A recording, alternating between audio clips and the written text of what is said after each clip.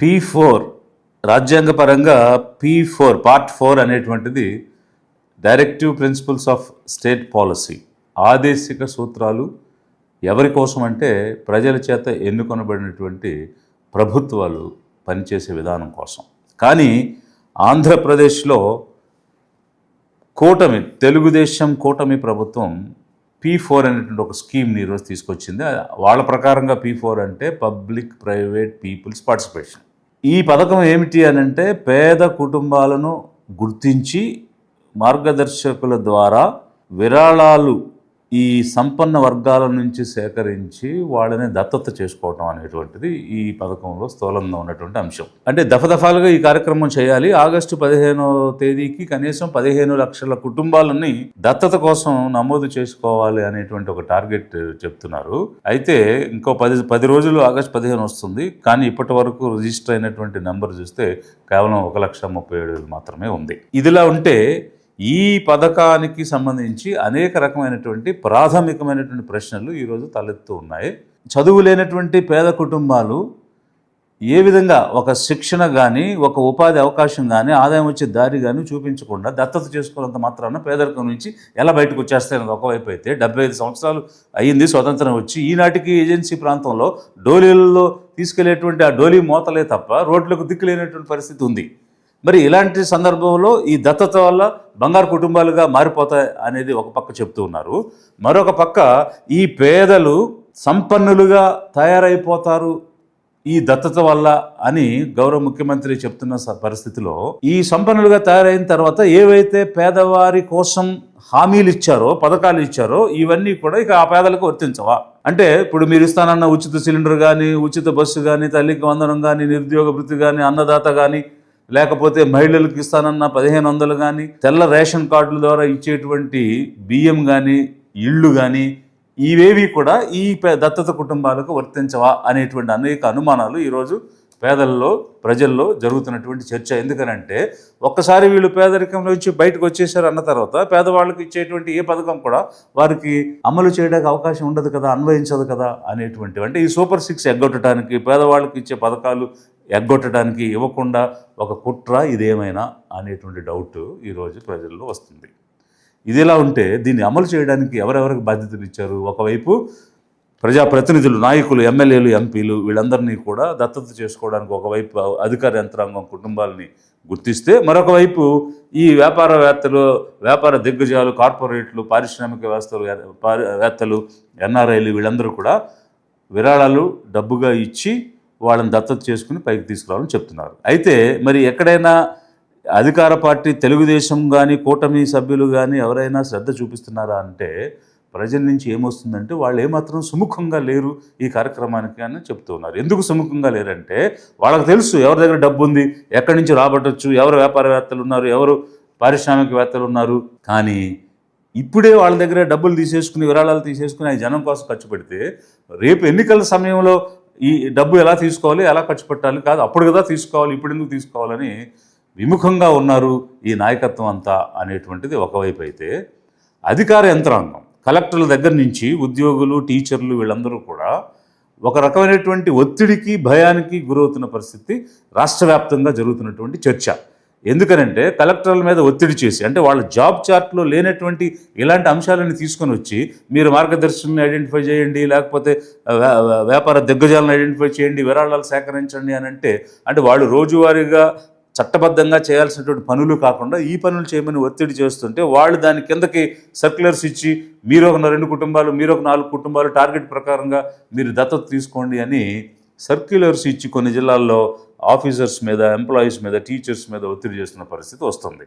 ఒకవైపు అంటే ఏదో గవర్నమెంట్ జాబ్ వస్తే లైఫ్ సెక్యూర్గా ఉంటుంది, జీవితం సాఫీగా కొనసాగుతుంది అనుకుని ఇందులోకి వస్తే ఇక్కడ ప్రతి నెల సమయానికి జీతాలు ఇస్తారో లేదో తెలియదు.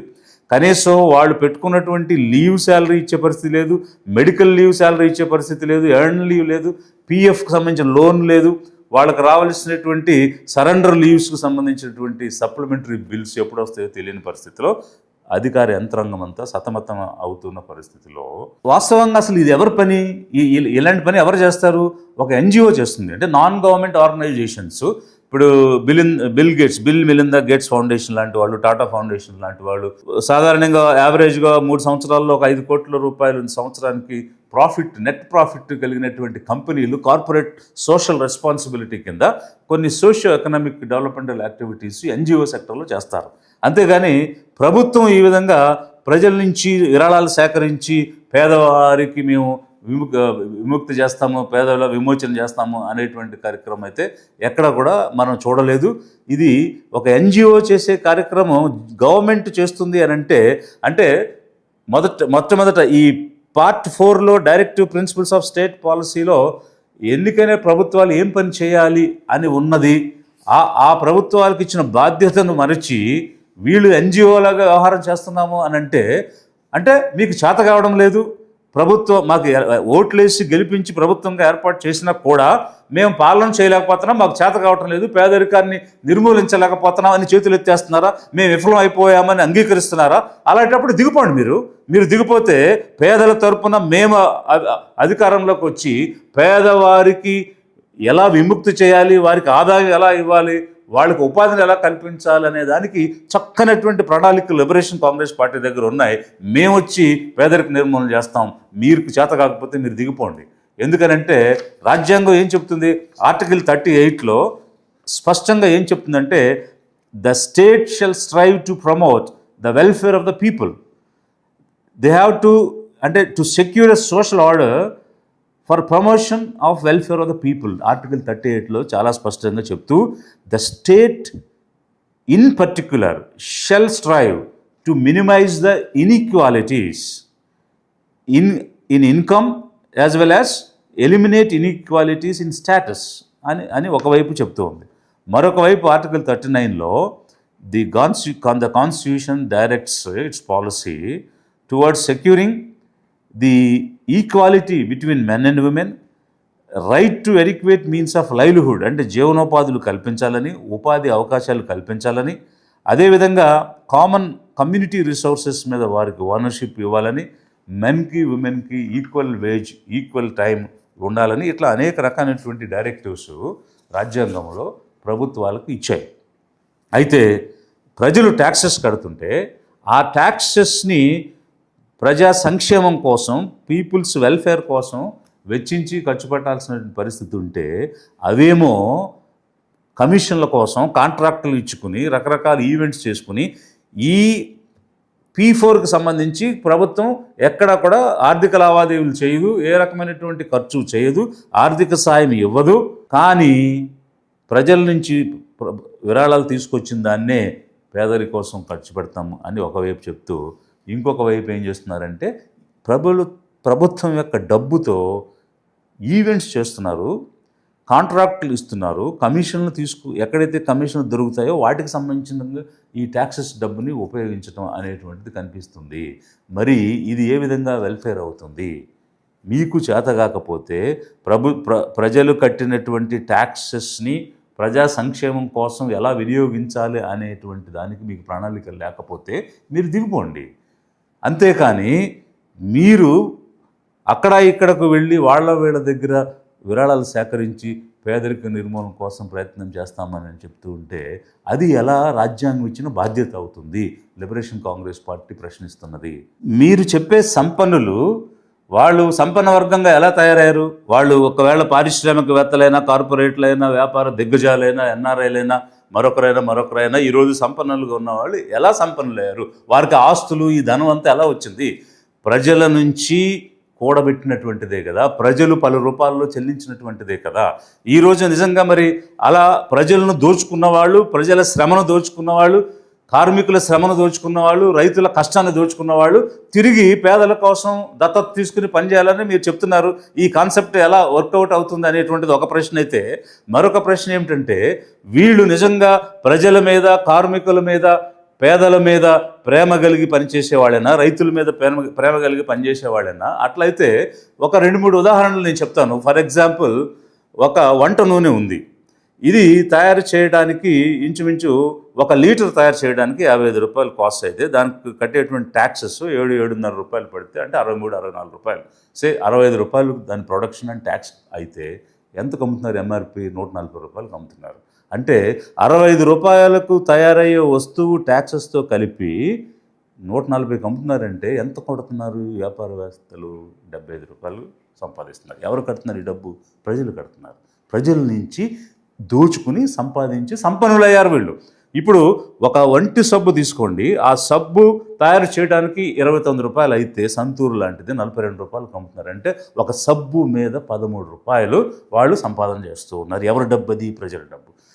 లిక్కర్ తాగేటువంటి వ్యక్తి, ఒక ఆల్కహాల్ తాగేటువంటి వ్యక్తి ఒక క్వార్టర్ బాటిల్ తయారవడానికి 17 రూపాయలు 47 పైసలు అవుతుంది. కానీ ఇక్కడ ఒక ఫిక్స్డ్ రేట్ 99 రూపాయలు ఆంధ్రప్రదేశ్లో పెట్టారు. అంటే 17 రూపాయలు ప్రొడక్షన్ కాస్ట్ ఎక్కడ? ఈ తాగేవాడు కొన్ని 99 రూపాయలు ఎక్కడ? అంటే ఈ మధ్యలో ఉన్న 80 రూపాయలు ఎవరికి పోతుంది?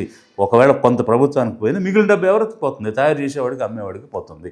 అంటే ప్రజల దగ్గర ఉన్న డబ్బుని వాళ్ళు సంపాదన చేసుకుని సంపన్నులుగా తయారైనటువంటి వాళ్ళు ప్రేమతో పేద కుటుంబాలని దత్తత చేసుకుని వాళ్ళని పేదరికం నుంచి వెలికి తీయాలని మీరు మాట్లాడుతున్నారు. అది అయితే నిజంగా మరి ఈ పారిశ్రామికవేత్తలు పేదల కోసం, బంగారు కుటుంబాలు తయారు చేయడం కోసం వాళ్ళకి హృదయం ఉంది అని వాళ్ళు ఆ విధంగా స్పందిస్తారని మీరు అనుకుంటే, కార్మికులకు వేతనాలు ఎందుకు చెల్లించటం లేదు? ఒకవేళ చెల్లించిన కనీసం మినిమం వేజెస్ యాక్ట్ అనేది ఒకటి ఉంది. దాని ప్రకారంగా ఇన్ఫ్లేషన్ లింక్డ్గా వాళ్ళ వేతనాలు, వేజెస్ చెల్లించాలి. మరి దానికి అంటే ఈరోజు ఇన్ఫ్లేషన్ ఎంత ఉందో దానికి అనుగుణంగా వాళ్ళ వేతనాలు చెల్లిస్తే వాళ్ళు పేదరికంలోకి వెళ్ళరు. వారు ప్రశాంతమైనటువంటి జీవితం గడపగలుగుతారు, ఆర్థికంగా ఎదగలుగుతారు. అప్పుడు ఆ కార్మికులందరూ బంగారు కుటుంబాలే అవుతాయి కదా. ఈరోజు రైతులు కష్టం చేసి పొగాకు, మిర్చి, చెరకు, మామిడి, పత్తి, పాలు ఇట్లా అనేక రకాలైనటువంటి ఉత్పత్తులు చేసే రైతులు కష్టపడి పనిచేస్తే కనీసం గిట్టుబాటు ధర ఇవ్వడం లేదు. మరి పొగాకు కొనేటువంటి ఐటీసీ కంపెనీ ఈరోజు షేర్ మార్కెట్లో షేర్లు పెంచుకుంటుంది, వాళ్ళ బ్యాలెన్స్ షీట్లో కోట్ల నిధులు ప్రాఫిట్స్ చూపిస్తుంది. ఎలా అంటే రైతు పండించడానికి 1000 రూపాయలు ఖర్చు అయితే ఆ ఖర్చుకి వాడు 800 రూపాయలు పెట్టి కొని రైతు చేసిన కష్టానికి అంటే కనీసం ఉత్పత్తి ధరను కూడా చెల్లించకుండా రైతు శ్రమ దోసుకుని వాళ్ళు షేర్లు, ప్రాఫిట్లు పెంచుకుంటూ ఉంటే ఆ కంపెనీ వచ్చి ఈ పేద కుటుంబాలని ఆదుకుని దత్తత చేసుకుని వాళ్ళని బంగారు కుటుంబాలు చేయాలని మీరు చెప్తున్నారు. మీరు ఏ కంపెనీలు అయితే, ఏ ట్రేడర్స్ అయితే ఈ ఉత్పత్తులు కొనాలో వాళ్ళకి గిట్టుబాటు ధర ఇవ్వమని చెప్పండి. గిట్టుబాటు ధర ఎప్పుడైతే రైతుకు వచ్చిందో రైతు లాభదాయకమైనటువంటి వ్యవసాయం చేయగలుగుతాడు, రైతు కుటుంబాలు బంగారు కుటుంబాలు అవుతాయి. అది చేయడం లేదు మీరు. కనీసం గిట్టుబాటు ధర ఇవ్వడం లేదు. పండిన పంట రోడ్ల మీద పడేసి తొక్కించుకుంటున్నారు వాళ్ళని మీరు బంగారు కుటుంబాలుగా ఎలా చేస్తారు? వ్యాపారస్తులు కానీ, పారిశ్రామికవేత్తలు కానీ ఎవరైతే అధిక లాభాన్ని పెట్టుకున్న కంపెనీలు ఉన్నాయో అక్కడ అధిక లాభాన్ని తగ్గించండి. 20 రూపాయలకి తయారైనటువంటి ప్రొడక్ట్ని 99 రూపాయలకి అమ్మాల్సిన అవసరం ఏంటి? అందులో ఉన్నటువంటి గ్యాప్ తగ్గించి ధరలు తగ్గిస్తే అన్ని వస్తువులు పేదలకు అందుబాటులోకి వస్తే పేదలు సంతోషంగా ఉండరా? పేదలు వాడేటువంటి నిత్యావసర వస్తువుల యొక్క ధరలు తగ్గితే వాళ్ళు పేదరిక విషయాలయంలోకి వెళ్లకుండా, నెట్టివేయబడకుండా నిలబడరా? ఒకవైపు విద్య అందడం లేదు, మరొక వైపు వైద్యం అందడం లేదు. విద్య కోసం కార్పొరేట్ స్కూల్స్ ఉన్నాయి, కార్పొరేట్ కాలేజీలు ఉన్నాయి. అక్కడ లక్షల కొలది రూపాయలు కట్టించాల్సిన పరిస్థితి వస్తుంది. విద్యా హక్కు చట్టం వచ్చింది ఆర్టికల్ 21A ప్రకారం. ప్రతి కార్పొరేట్ సంస్థ కూడా 25% పేదవారికి ఉచిత విద్యను అందించాలి. మరి కార్పొరేట్ స్కూల్స్ నడిపిస్తున్నటువంటి నారాయణ, చైతన్య, భాష్యం, ఆదిత్య వగైరా వగైరా అనేక రకమైనటువంటి కార్పొరేట్ స్కూల్స్ ఉన్నాయి ఈరోజు. అందులో నుంచి వచ్చిన వాళ్ళు మీ పక్కన మంత్రిగా కూడా మీరు పెట్టుకున్నారు. 25% పేద కుటుంబాలకు ఉచిత విద్యను ఇస్తే ఏ కుటుంబాలైతే ఈ లాభాన్ని పొందారో, అంటే ఈ అవకాశం పొందారో వాళ్ళు బంగారు కుటుంబాలు అవుతాయి కదా. లక్షల రూపాయలు వెచ్చించలేక, వైద్యం చేయించుకోలేక, కార్పొరేట్ వైద్యం పొందలేక పేదరికంలో ఉన్నవాళ్ళు నిరుపేదలుగా అయిపోతున్నారు. మధ్యతరగతిలో ఉన్నవాళ్ళు పేదలుగా అయిపోతున్నారు. నేను స్వయంగా చూశాను, పాదయాత్రలో చూశాను. గ్రామానికి వెళితే ఎంతెంత పెద్ద ఎంఆర్ఐ స్కాన్ షీట్లు, సిటీ స్కాన్ షీట్లు, ఇట్లాంటివి రిపోర్ట్స్, ఇంత బంచ్లు ఫైల్స్ పట్టుకుని వచ్చారు నా దగ్గరికి. ఏమిటనంటే ఇళ్ళు అమ్ముకున్నాం, భూములు అమ్ముకున్నాం, ఆస్తులు అమ్ముకున్నాం, ప్రాణం అయితే నిలబెట్టుకున్నాం, కానీ నెలవారీగా 5,000 6,000 ఖర్చు అవుతుంది, మందులు కొనలేకపోతున్నాం, ఎంతవరకని మేము వెచ్చించగలుగుతాం, అన్నీ పోగొట్టుకుని నిరుపేదలు అయిపోయామని అనేక మంది నా దగ్గరికే వచ్చి చెప్పారు. మరి కార్పొరేట్ హాస్పిటల్స్ ఉన్నాయి, వాళ్ళ దగ్గర మీరు ఈ కార్పొరేట్ వైద్యం ఇప్పిస్తే అలా ఆస్తులు కోల్పోయిన వాళ్ళు ఈరోజు బంగారు కుటుంబాలుగా ఉంటారు కదా. అలాంటి పనులు మానేసి ఎవరి రక్తం అయితే పీలుస్తున్నారో, ఎవరి డబ్బునైతే లాక్కుని పీక్కుని సంపన్నులుగా తయారయ్యారో వారు పేదలని దత్తత చేసుకుని బంగారు కుటుంబాలు చేస్తారనేటువంటి కాన్సెప్ట్స్ మీరు ప్రతిపాదన చేస్తున్నారు. అంటే ఇంకేమైనా కుట్రున్నదా? అంటే P4 అనే దానిలో కనపడని పీ కూడా ఇంకొకటి ఉందా? అంటే ఈరోజు ప్రజా రాజధానిని మీరు కట్టిస్తామని చెప్పారు. ప్రజా రాజధాని అమరావతి కోసం ఇప్పటికీ 31,000 కోట్ల రూపాయలు మీరు అప్పు చేశారు. ఈ సంవత్సరం 1,75,000 కోట్ల రూపాయలు మీరు అప్పు చేశారు. ఒకవైపు రాష్ట్రాన్ని అప్పుల ఊబిలోకి నెట్టుతూ ఉన్నారు. ఓకే, ప్రజా రాజధానిని మీరు కట్టించడానికి మీకు ఒక బ్రాండ్ ఇమేజ్ ఉంది, మీ బ్రాండ్ ఇమేజ్ వాడండి. మైక్రోసాఫ్ట్ మీరే తెచ్చారు, మొబైల్ ఫోన్ మీరే కనిపెట్టారు, సత్యనాదళ్ళని మీరే CEO చేశారు, దేశవ్యాప్తంగా IT ప్రొఫెషనల్స్ అందరూ కూడా మీకు ఒక బ్రాండ్ ఇమేజ్ ఉంది, మీరు ఒక పిలుపునివ్వండి. మీరు పిలిపించినప్పుడు సంపన్నులుగా ఉన్నటువంటి పారిశ్రామికవేత్తలు కానీ, వ్యాపార దిగ్గజాలు కానీ, IT ప్రొఫెషనల్స్ కానీ విరాళాలు ఇస్తే ఆ P4 పథకం ప్రజా రాజధాని అమరావతికి పెట్టి మీరు సేకరించినటువంటి విరాళాలతో అమరావతి నిర్మాణం చేయండి. అందుకోసం చేసిన 31,000 కోట్ల రూపాయలు మీరు హామీలు ఇచ్చి పేదరిక నిర్మూలన చేస్తానన్నారు కదా. ప్రతి పేద మహిళ కుటుంబానికి 1,500 రూపాయలు నెలలా ఇస్తామని చెప్పారు కదా. వారి కోసం, వారి ఉపాధి కోసం, వ్యాపార కల్పన కోసం, వారికి కావలసినటువంటి ఆస్తులు కానీ భూములు కానీ ఇవ్వడానికి మీరు తీసుకొచ్చినటువంటి 1,000 కోట్ల అప్పులు పేదలకు ఇచ్చి అలా పేదరిక నిర్మూలన చేయండి. మీరు అనేటువంటి ఆ P4 పథకం దాగి ఉన్నటువంటి ఇంకొక P5, ఇంకొక P అంటే కమిషన్లు వచ్చే దగ్గర, కాంట్రాక్టులు ఇచ్చి దానిని ప్రిజర్వ్ చేయడానికి డబ్బు వెనక్కి తీసుకునే దగ్గర 5వ P పెట్టుకుని అప్పులు తెచ్చినటువంటి కోట్ల రూపాయలు అందుకు వాడుతున్నారా? మీరిచ్చిన హామీల కోసం వాడటం లేదా? మీరు ఈరోజు హామీలు ఇచ్చారు, ఈ హామీలన్నీ నెరవేర్చకుండా ఇలాంటి కొత్త కొత్త సిద్ధాంతాలు ప్రతిపాదించి ఎలా పేదరికాన్ని నిర్మూలన చేస్తారు, ఎలా సంపద సృష్టిస్తారు అనేటువంటి అంశం ఈరోజు రాష్ట్ర వ్యాప్తంగా జరుగుతున్నటువంటి చర్చ. సంవత్సరం తర్వాత సంవత్సరం సక్సెసివ్ గవర్నమెంట్ తర్వాత గవర్నమెంట్ ప్రవేశపెట్టే బడ్జెట్స్ కనుక మనం చూస్తే పేదల సంక్షేమం కోసం పెట్టే చిట్టా, దానికి అలొకేట్ చేసే నిధులు పెరుగుతూనే ఉన్నాయి అని అంటే ఈ బడ్జెట్ నిధుల కేటాయింపులు మనకేం సూచిస్తున్నాయి? ఒకవైపు పేదల సంఖ్య పెరుగుతూనే ఉంది, పేదరికం తగ్గడము లేదు, అందుకోసం నిధులు వెచ్చించాల్సి వస్తుంది అని అంటే సక్సెసివ్ గవర్నమెంట్స్ అంటే 75 సంవత్సరాలుగా పరిపాలన సాగించినటువంటి అనేక ప్రభుత్వాలు పేదరిక నిర్మూలన, పేదలకు విముక్తి కలిగించడం అన్నదానిలో విఫలమయ్యాయి అన్నది చాలా స్పష్టంగా కనిపిస్తూ ఉన్నది కదా. మరి ఇలా విఫలమైపోయినటువంటి పార్టీలనే మళ్ళీ మనం ఓట్లేసి అధికారంలోకి తీసుకొస్తున్నామా? పేద ప్రజలందరూ కూడా గమనించాల్సినటువంటిది, ఆలోచించాల్సినటువంటి అంశం ఇది.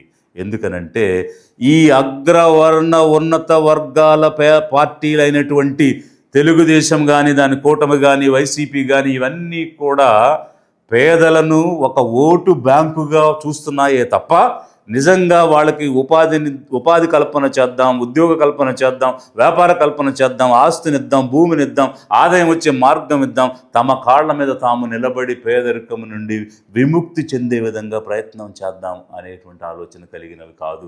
కేవలం ఏదో ఒక ఎరేసి వీళ్ళను, ఈ పేద ప్రజలను ఓటు బ్యాంకుగా చూపించుకుని వాళ్ళ ఓట్లు వేయించుకుని అధికారంలో ఉండాలన్నదే ఈ ఉన్నత వర్గ ఆధిపత్య వర్గ పార్టీల ఆలోచన విధానం. ఎందుకనంటే గత 5 సంవత్సరాలు చూడండి, వైసీపీ రాజ్యమేలింది. ఏం చేసింది వైసీపీ?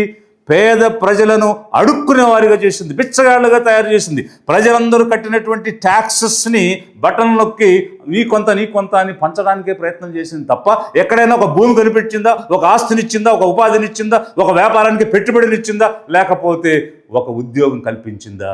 అడుక్కునే వారిగా తయారు చేసింది. ఇప్పుడున్నటువంటి కూటమి ప్రభుత్వం ఇంకొక మెట్టు పైకెళ్ళి కేవలం ప్రభుత్వం నుంచే కాదు అడుక్కునేది, మీరు ఊరూరా తిరిగి అడుక్కోండి, వాడి దగ్గరికి వీడి దగ్గరికి వెళ్ళి అడుక్కోండి, వ్యాపారం చేసేవాడి దగ్గర అడుక్కోండి, పారిశ్రామికవేత్త దగ్గర అడుక్కోండి, లేకపోతే ఒక NRI దగ్గర అడుక్కోండి అని పేద ప్రజలను బిచ్చగాళ్ళుగా తయారు చేయడానిక మన ఓట్లేసి ఈ ప్రభుత్వాన్ని మనం ఏర్పాటు చేసుకుంది, ఈ ప్రభుత్వాన్ని గెలిపించి మనం పెట్టుకుంది.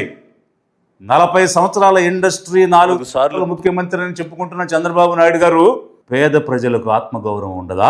కూటికి లేనటువంటి పేదవాడికి ఉపాధినిచ్చి ఆదాయం సంపాదించే మార్గాన్ని చూపిస్తే కదా వారి ఆత్మగౌరవం నిలబడుతుంది. అంతేగాని అడుక్కునే వాళ్ళుగా తయారు చేస్తే వాళ్ళకి ఆత్మగౌరవం ఉంటుందా? ఈ లాజిక్ ఎలా మిస్ అయ్యారు మీరు? లేకపోతే తెలిసే అంటే వాళ్ళకి ఆత్మగౌరవం అవసరమా, వాళ్ళకు ఉంటే ఏంటి లేకపోతే ఏంటి అని ఏమైనా మీరు ఆలోచిస్తున్నారా? పేదలారా గమనించండి, ఆలోచించండి. మనము ఒక ఆత్మగౌరవంతో బ్రతికే విధంగా చేయాలి. అందుకు కావలసినటువంటి అవసరాలు తీరాలి, ఆస్తులు రావాలి, గౌరవంగా బ్రతకాలి అన్నదే లిబరేషన్ కాంగ్రెస్ పార్టీ యొక్క ఆలోచన విధానం. అందుకే పేదల చేత, పేదల కోసం ఒక స్థిరమైనటువంటి ప్రభుత్వం ఏర్పాటు చేసి పేదరిక నిర్మూలన, విముక్తి కలిగించాలనే ఉద్దేశంతోనే ఈ లిబరేషన్ కాంగ్రెస్ పార్టీ వచ్చింది.